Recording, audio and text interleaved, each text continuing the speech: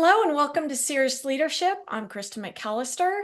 Whether you are growing your business, growing your career, or possibly both, thank you for joining us. Today I have Morgan Boukather. Did I get that right? Boukather. Boukather, thank Yeah. you. Managing partner of MBI Equity Partners. Thank you so much for spending time with me today, Morgan. I'm excited. We met recently at an event, and as you were introducing yourself, I felt as though I was starting an interview right then and there. I was so intrigued by kind of your career, your life, where it had led you to, and your most recent adventure. So I look forward to our discussion today. Thank you so much for having me. I was doing a little bit of research and I came across some information, very intriguing. I wanted to start out with this. I don't know how many of us realize how much of US business and the economy is driven by businesses that are owned by families, or we refer to them as family-owned businesses. 19% of US businesses are owned by families, and family businesses account for 64% of the US gross domestic product and employ more than 60% of the US workforce. Wow, You are now part of that statistic. I am.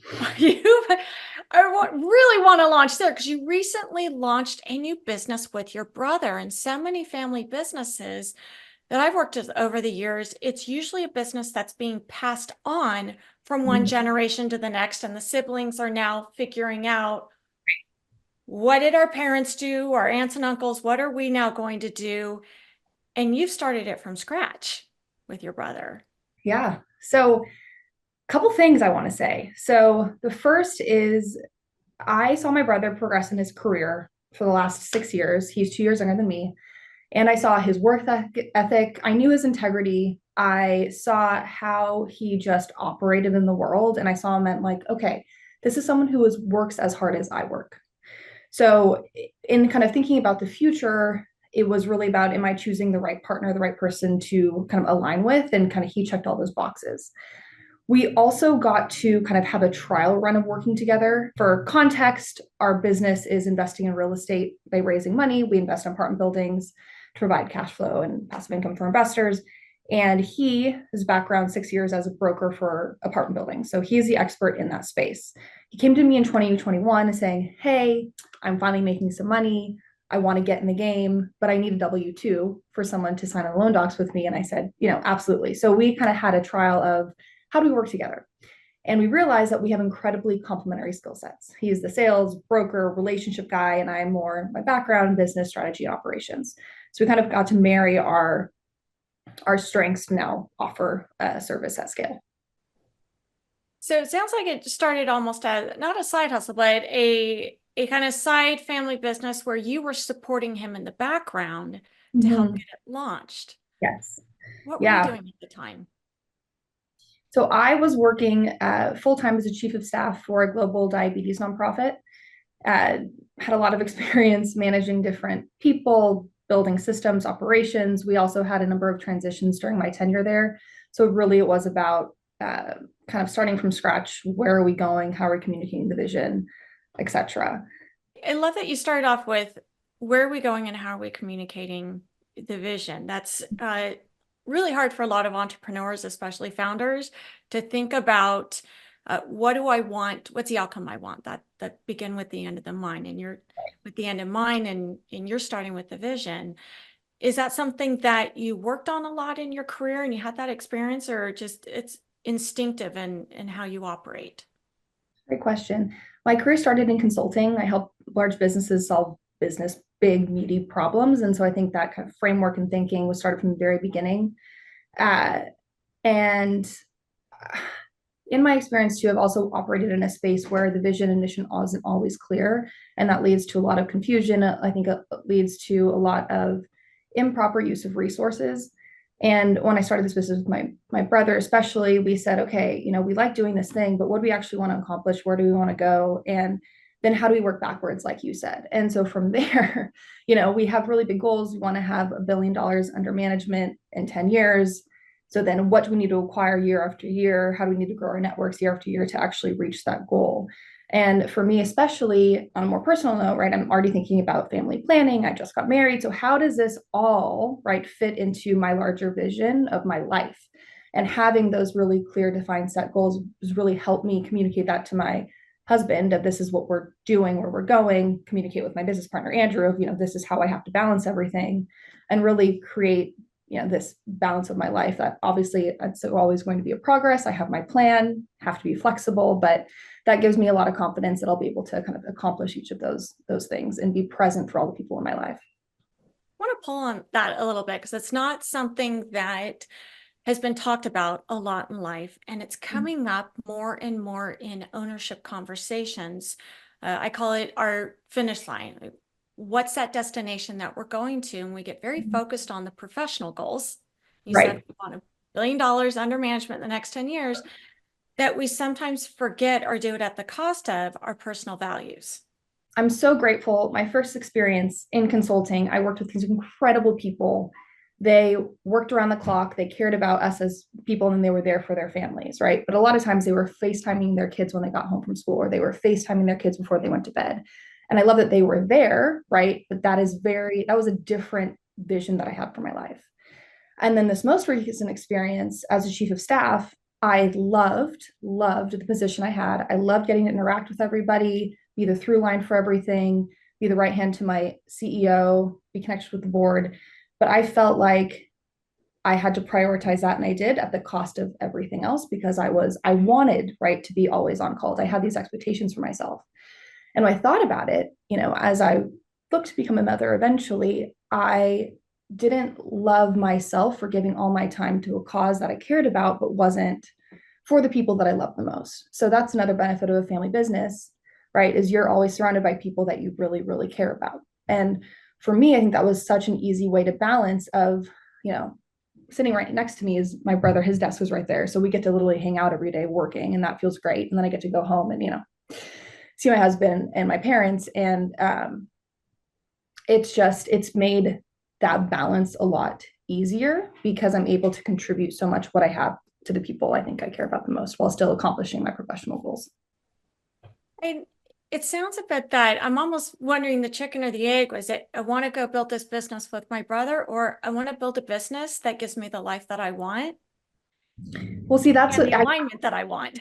right. And I honestly feel like I got the best of both worlds, right? Because I really, really am fascinated by the industry that we're in. I think there's a lot of innovation potential. I know there's a lot of growth potential, but I also know, right, that there's a lot of freedom that comes along with building a successful business. And so right now we're really, really focusing on building the system, the infrastructure, and then as we acquire, we scale and hopefully just run the process, which will allow to, yeah, a bit more freedom or at least just more flexibility because everything is so organized and set up, eventually. It's interesting. You can tell your background in consulting and helping businesses and get them established because you've got the playbook. Yeah. What's the vision? What do Mm-hmm. I want to look like? Right. What's the purpose? Where's that? Why am I doing this? And I want to talk those business cycles because a lot of times we get caught up, especially as founders, in building the business. I've got to grow, grow, grow, grow, grow. And we're growing it not just at the cost of our own lives, but at the cost of actually making money or profitability because we're doing it in probably the hardest, least efficient ways possible. Mm-hmm. And what I just heard you say is we're getting the systems in place, Right. that operational efficiency focus. Mm-hmm. What did you typically, so coming from your experiences, that whether it was through consulting or stepping into a nonprofit, which, some are very structurally sound, others are purpose driven almost to a fault. Right. What were some of those experiences that really made you say, we need to go get the dollars, but we've got to get the system set up? Thank you. So the nonprofit, there are all these different types of nonprofits. We were a very startup-like, scrappy organization, which is why I fell in love with it. Right, we had a whole bunch of really passionate people moving 100 miles an hour, trying to accomplish all the things for all the people we care about. And what I quickly realized is that because we care so much and we didn't have a lot of focus, we weren't able to accomplish much. And with that, right, we didn't have a CRM in place. We didn't have a lot of great project management tools. So everything was very disorganized and it slowed us all down and it created a lot of confusion. But, right, not surprising, you're a really small organization. The organization actually grew by 50% during COVID when all the others in the industry actually declined just because of how our business model was set up, which is amazing. But I think we grew so quickly, we didn't have the systems in place. And so as I looked to my own venture, I wanted to start with the systems. Obviously, they're going to have to evolve as we do more in the business. We'll, of course, learn more, but at least we have a foundation from which we can build and refer to. And also, right now it's just my brother and I in this business. If he goes somewhere or if, I went on my honeymoon, he can easily step in and just run it, right? I'm always available, but still he has everything in place to refer to. Similarly, I will have with him. And I think that also gives us a lot of comfort as well. What do you see as you're growing it and you're going to be adding people? We're looking at some of the newer generations, and I can see the inspiration you are for that. They want that purpose and that Mm-hmm. very purpose-driven organization. And you have so much passion around the industry that you're in. And you mentioned some of the trends that are coming up and what you see for that. What is that vision that you see beyond the we want to have $1 billion investment? I can tell that there's an impact Yeah. drive there, especially as what you're seeing in the industry and how you can, whether it's differentiate or kind of make your mark or some type of a legacy impact on Mm, it. thank you. So real estate has been around forever, right? There are so many tax benefits for investors that it's a very attractive, opportunity, it appreciates, etc. In apartment buildings, it's very, very personal, right? We are investing in people's homes. And through a lot of research and also just conversations with people, someone's surroundings, their home can dramatically influence how they live their lives, how motivated they are, how proud they are of where they live. And if we can impact that for the better, if we can renovate, if we can improve, if we can fix the roof so there's not a leak, or, improve the landscaping, as simple as that, that will dramatically, hopefully, change how people see themselves and are willing to like go out into the world and move forward. So I think that's kind of one simple element I would say of how I want to impact my surroundings and my community. The second is what is some type of nonprofit collaboration we can have. Our last business was focused on nonprofit partnerships and for-profit partnerships, but here, what can we do? Can I help people buy homes? Can we set up a 401k type thing where a percentage of the rent goes to 401k? What can we do to help people get off the ground in another way, or do something that is a bit different? So those are all elements we're playing with. But what I know I need to do is I need to become an expert in this industry first before I really understand how to fully revolutionize it or evolve it. So that's what we're focusing on now, is just laying the framework for, okay, let's work with these type of tenants that we're currently, working with. Let's see how raising investment funds goes. Let's see what the market looks like after the election, et cetera. And after we have, I would say, maybe a solid track record of about 10 deals, I can further investigate kind of that different spin for that type of impact, because I think there's so much that we can do. We have we have connections, we have resources. I have my background and experience. Andrew has his, business partner has his in, real estate. How can we connect all these dots to create something bigger? And I am really excited for the next chapter. I can tell that it's interesting how your career has evolved into that. Have you always felt that entrepreneurial drive that I want to go build and grow something that's my own? Well, Honestly, I feel like no. I really hit on something there. Oh, I feel like honestly, absolutely not. So after consulting, I went and worked for a startup, and I was hire number three with two founders. We took a product from a whiteboard idea to in market with a large content platform. It was incredible, right? I got to build the go to market plan, and then I got to go execute. And then COVID hit, right? And our business plummeted, and that no longer exists.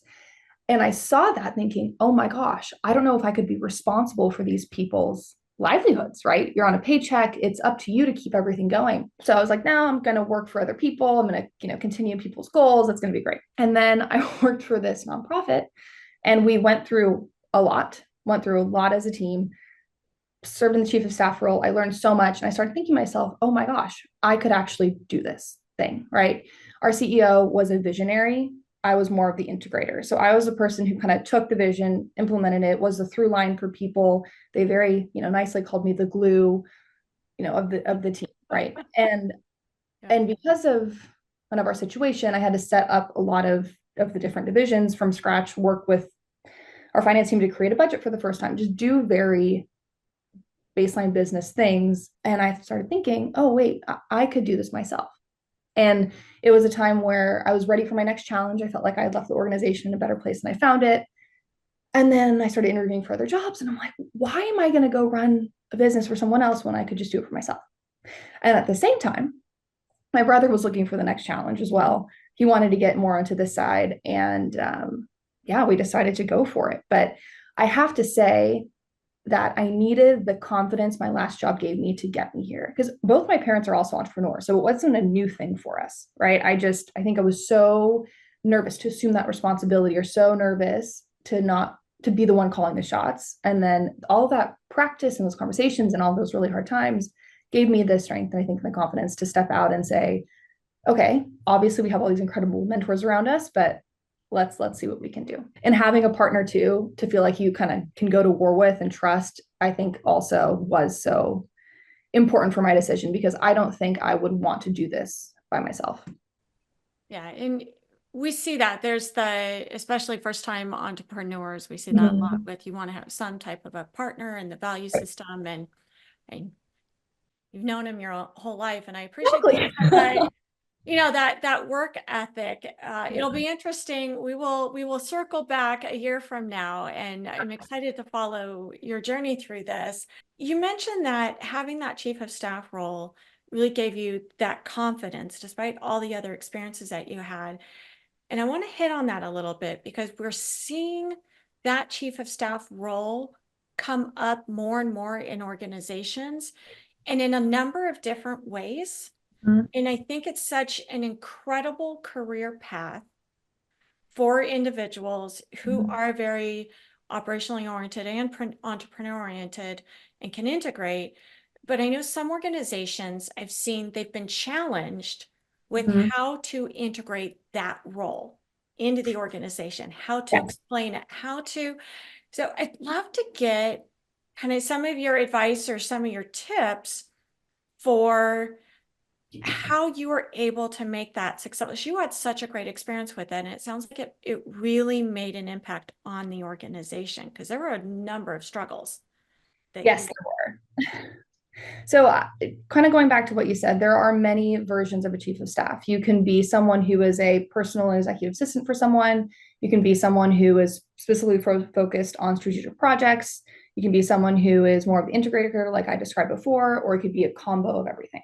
Mhm. And I think it's really up to the team and the CEO to determine what do I need the most. And it's also based, I think, on the CEO's strengths.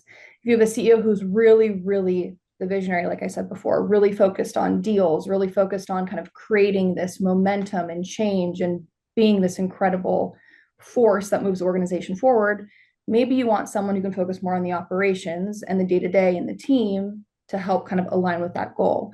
And so as organizations kind of think to incorporate this, it is what's going to be my smoking gun? Like what if we had this person focus on something, what would be that thing to close the gap with where we want to go? I think it's a great role.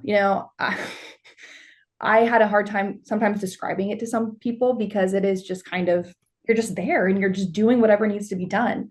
And people say it's good to be called a generalist. People say it's not good to be called a generalist, but you really are a type of generalist where you can step in, problem solve, and just really be able to articulate what needs to be shared to get everybody on the same page. And I think that was one of the other huge responsibilities I had is how am I framing everything so everybody's on the same page and they feel that all of their work is so essential to the mission. Everybody feels like they're heard and important and they understand the goals.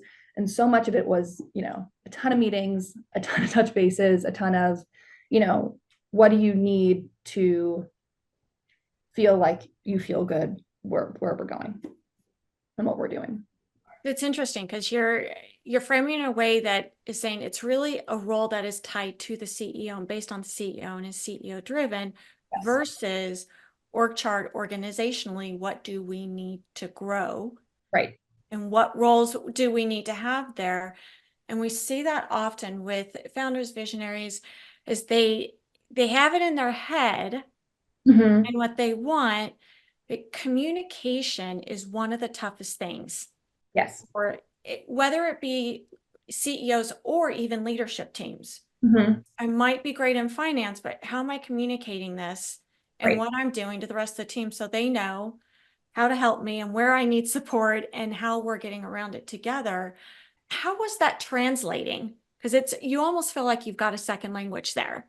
Translating that CEO's vision to how does the organization need to now hear it and Mm-hmm. frame outcomes that are meaningful to them? And I Mm-hmm. would say that's probably one of the most challenging things for top leadership to do. Yes, especially because you will feel like you've communicated 1,000 times, but that 1,000 times isn't enough. And I think that was one of our biggest learnings too. It's like, well, we've presented it at all teams, we've talked about it in team meetings, we've done all of these things, but until you, like you said, directly tie it to the immediate work that they're doing and continually to repeat it so that they understand and it's part of just their inherent vernacular, it's not going to land. And I think at times it can be frustrating, right? But it's so necessary, especially if there's a change. Especially so during my time we right size the organization, we cut programs, we really tried to focus. And especially at a nonprofit, we're also passionate. It's hard to cut and there not be an understanding of the why we're cutting. So I think the why is so incredibly important. Even if you have the what, this is our new vision, this is our new strategy, it's like, okay, well, why, and why are these things more important than these other things that we said were important before? And it's just a ton, for me at least, it was a ton of time, a ton of honest conversations, and a ton of even just listening, right? Because um, another one of my learnings is people will work hard if they see you work hard for them. And that was one of my, very first, I would say, mentors at my first job in consulting. There was one of my managers. She was a mom of 3 kids. She was working till whatever time of night with me. She was, answering my questions whenever, and then she was still being home present. And I'm like, I want to be her one day. I want to show her that her working so hard for me, I'm going to work just as hard for her. And so, as a chief of staff, too, I think you have the opportunity to lead by example in that way, in a way that can be very tiring and taxing. And I felt it a lot, but it pays so many dividends ultimately because people will step up for you for the work that you ask them to do. And I think it gives them so much credibility. And that's another role of the chief of staff is the CEO is so busy, right? You're allowed to be that person that shares empathy with the staff in a way that also positively affects the relationship with the CEO. So a lot of these, I think, are softer elements that can really positively impact any organization from bringing a chief of staff on, because it is just someone else who can listen, who can communicate, and has that direct tie. And so many organizations are not able to bring on and have that dedicated role.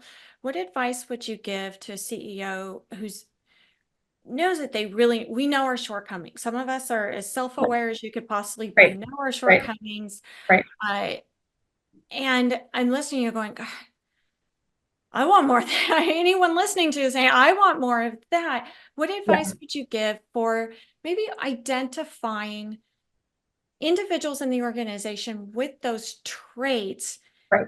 and having them champion Mm-hmm. more of those gaps? Mm-hmm. Absolutely. And having a strong executive team, I mean, is clear, but it's so essential, right? They were incredible for me. They're incredible for the CEO. So in determining who those people are in the organization with some of these traits, one, it's going to help you hopefully identify your successor, which is so important, right? And then two, it gives people a chance, obviously, to grow. I think you can tell a lot by how their teams are doing. So, are they happy with their manager? Are they accomplishing their goals? Do they positively speak about their manager or just speak up in meetings? You can tell a lot by interpersonal dynamics. Being remote is a little bit harder, but just watching the team, you can learn so much about the manager outside of having like an ENPS survey or some type of more formal assessment. And so if you're able to kind of just sense of, hey, this person's team, they're doing so great. They're, thriving, they're accomplishing their goals. Maybe this person is doing something right. Let me lean into this person and see kind of what they're doing. And if, they can kind of carry that throughout the whole organization, great. You kind of check that box of being that communicator. If you need someone who is more, operational focused or financially focused, hopefully you have more of a director of ops, or you have, a finance lead, and can lean more into them. But I love being able to leverage people, like pull strings of people based on who they are and what roles they can play. And as long as everybody's, again, on the same page, you have a very clear conversation with this person saying, hey, I love what you're doing here. I want you to do this for everybody. And then you go to those other executives who manage those teams saying, hey, are you okay with this person doing these things? Or hey, are you okay with them teaching you how to do these things? Because you also don't want people to feel like you're stepping on each other's toes. It's always a tricky. It sounds like there's a lot of you mentioned the interpersonal relation, which I clearly from your experiences and your career, you've learned those. Um, how do you spot that? I'm just very curious as to that high EQ almost. We talk a lot about that, of spotting that or developing it with the managers, because at some point they've got to be able to also work together, Right. which can be a challenge. One, that's where, again, framing comes in, because obviously our company was fully remote. And I think being remote is so hard because you don't always see the body language. Some people aren't always on camera. Sometimes you just want to get off Zoom because you've been on Zoom for 5 hours that day, right? It's so hard. And so being able to understand what's going on, being able to frame like the same issue, but in multiple perspectives based on where they're coming from, is so important. Spotting it, you'll hear from the team. I mean, I heard so much from the team. You'll hear, you'll see, right? You can even see facial expressions if a manager is presenting. Like, I watched people's cameras all the time, right? Just to see how are they reacting to this, especially when you're presenting the new strategy. How are they reacting? Are they engaged? Are they rolling their eyes? What are they doing? And I think it takes just a lot of, patience, and it's time. It's a lot of time, but it's so informative, right? So informative.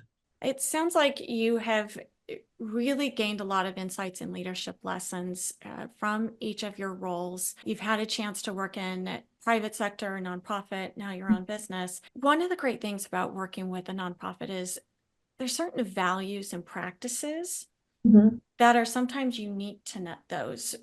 What are some that you've maybe been able to carry into this new role or into life that you may not have gained otherwise? I think how work can have an impact, right? Rather than selling a product or solving some business problem for a company that does whatever, you can immediately have an impact. And that has drastically changed my framing of how can I take everything that I've learned to date and apply it in a positive way. One very, I guess, baseline example is I focused a lot on marketing at my startup job. We did a lot with the CDP, consumer data platform, to predict behavior and basically offer products before they knew that they wanted them. And in my head, I'm like, okay, we have the largest digital platform of any diabetes nonprofit at my organization. How can we apply the same thinking to diabetes so that people come to our website and they learn something that they didn't know they needed to know? And how does that have a positive impact? So for me going forward, it's how can I take this platform that we're building that's lucrative, and it's been lucrative for so many people, but then also make it positive and more lucrative for the people who we're actually directing, dealing with. I would say that's one lesson. Another lesson is just focus, right? Because we can't do everything. Everything can be a good idea if you see the opportunity, right? It's like the shiny object syndrome. You just want to do. So that's why we've also been just super focused here. We are only a team of two. How are we going to just kind of dig down and execute and accomplish this goal so we can go on to the next? And I want to say the last one is working with some pretty incredible and passionate people. It is so important. I think I've been very blessed in this. I have respected so much the people I've worked with in all my jobs. And it makes it so easy to wake up and go to work every day. So I think just obviously I'm going to continue that forward. I love that. And you've done a lot of introspection. You've really thought through and kind of found yourself in situations intentionally or unintentionally, but then we're very purposeful and intentional in making that decision to where you're at.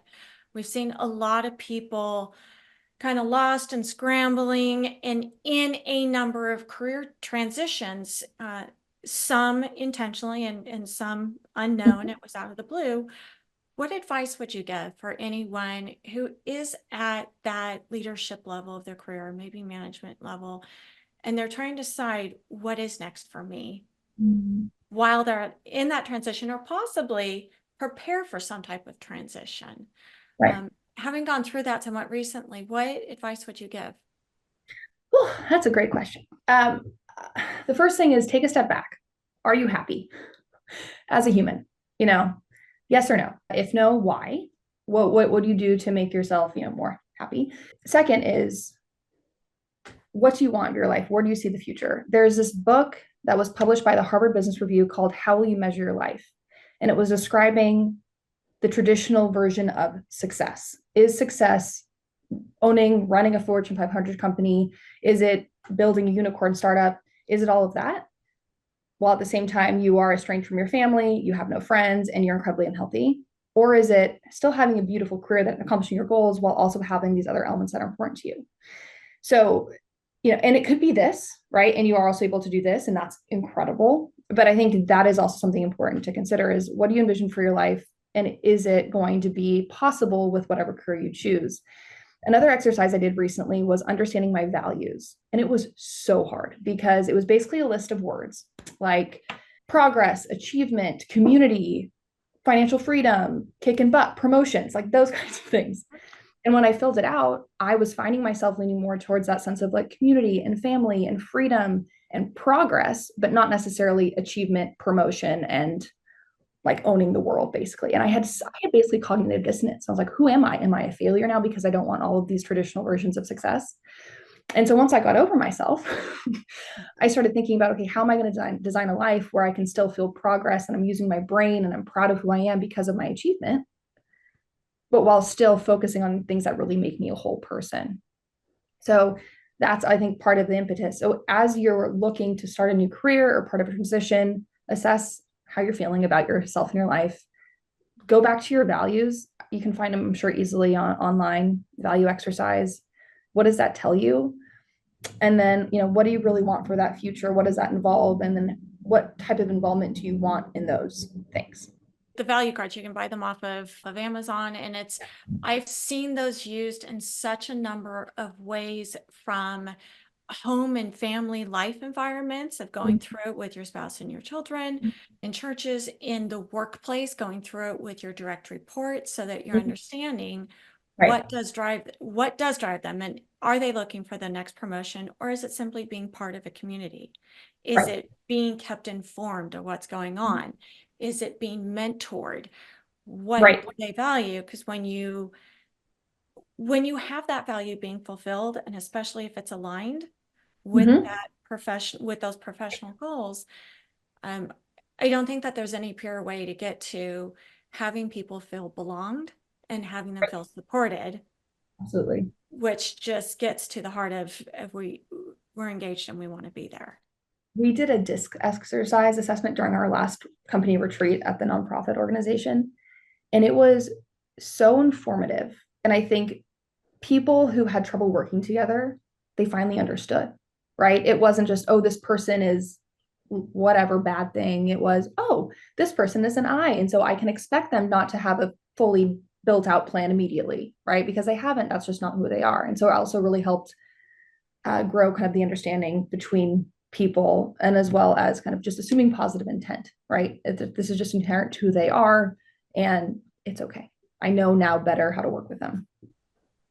I'm amazed at how you have taken each one of your experiences, all of your lessons learned. You're so aware and articulate about them, but able to not just create opportunities, Mm-hmm. you're designing. I love that you use that word. You're designing the life that you want, and very aware of how that aligns both personally, professionally, and being a family-owned business. Congratulations. Oh, thank you so much. I'm so excited to see where you take it and the impact that you make, not just for your family, but for the families' Mm-hmm. lives and their living situations. You said it starts at home. And when they're comfortable, they feel confident, they feel good there. That word confidence, they Yep. can go out Confidence. Yep. and accomplish anything, including like you starting your own business. Thank you. That's the goal. Thank you for your authenticity, Morgan, and sharing, because I know there's so many of us that feel that way, and maybe we just didn't have the words, and you've given us the words to be able to articulate or maybe see where is that gap, what do I need to explore next. And I look forward to having you back and seeing what's next for you. Can't wait. Thank you so much. Thank you so much and have a fantastic day.